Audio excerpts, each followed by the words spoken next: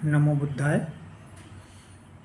नमो तस् भगवतो अरहतो सम्मा संबुद्धस्स। नमो तस् भगवतो अरहतो सम्मा संबुद्धस्स। नमो तस् भगवतो अरहतो सम्मा संबुद्धस्स। नमो तस् भगवतो अरहतो सम्मा संबुद्धस्स। नमस्कार मित्रों, आइए धम्मपद की 26वीं गाथा और अपमाद वर्ग की 6वीं गाथा का हिंदी अर्थ समझते हैं। ये गाथा इस प्रकार है। पमादुमनु नंजति वाला दुम मेधिनो जना अपमादंच मेधावी धनम सेठंग्यो रक्षति। पमादमनुजति, प्रमाद में लगे रहते हैं, पमाद का अनुसरण करते हैं।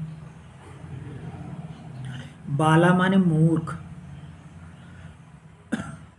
दुर्मेधिनो दुर्मेधस या खराब बुद्धि वाला, जना लोग, अपमादंच अपमाद की,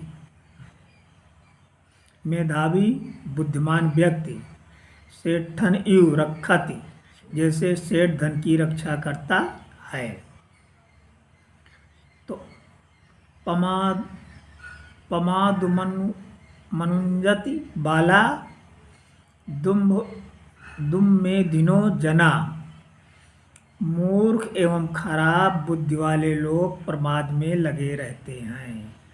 अपमादंच मेधावी धनम सेठंग्यु रक्षति, जबकि बुद्धिमान व्यक्ति अप्रमाद की उसी तरह रक्षा करते हैं जैसे सेठ धन की रक्षा करता है।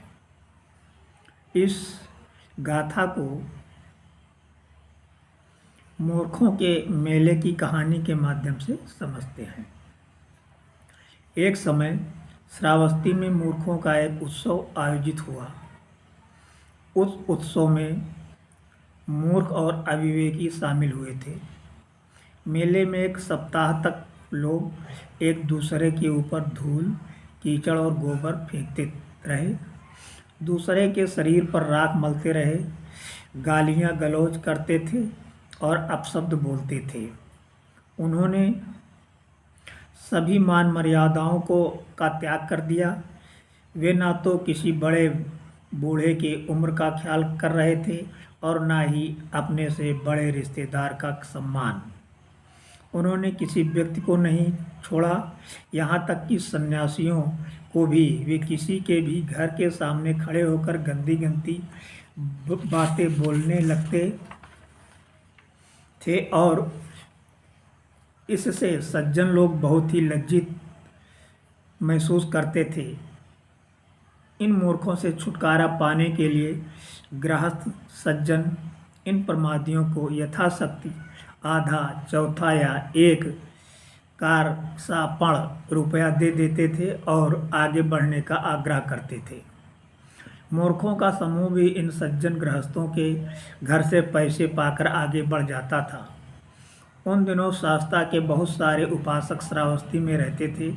उन्होंने बुद्ध को संदेश भेजा, भंते आप कृपा करके एक सप्ताह की अवधि में बिहार से न निकलें और बिहार में ही विराजमान रहें।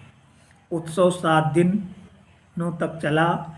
खूब धूम धड़ाका रहा, खूब राख फेंकी गई, खूब गोबर लगाया गया। उपासकों ने 7 दिन अपने घर में भोजन पकाकर भिक्षु संघ के लिए बिहार में भिजवाया। 7 दिन वे अपने घरों में बंद रहे। अब शेष अगली गाथा में। नमो बुद्धाय।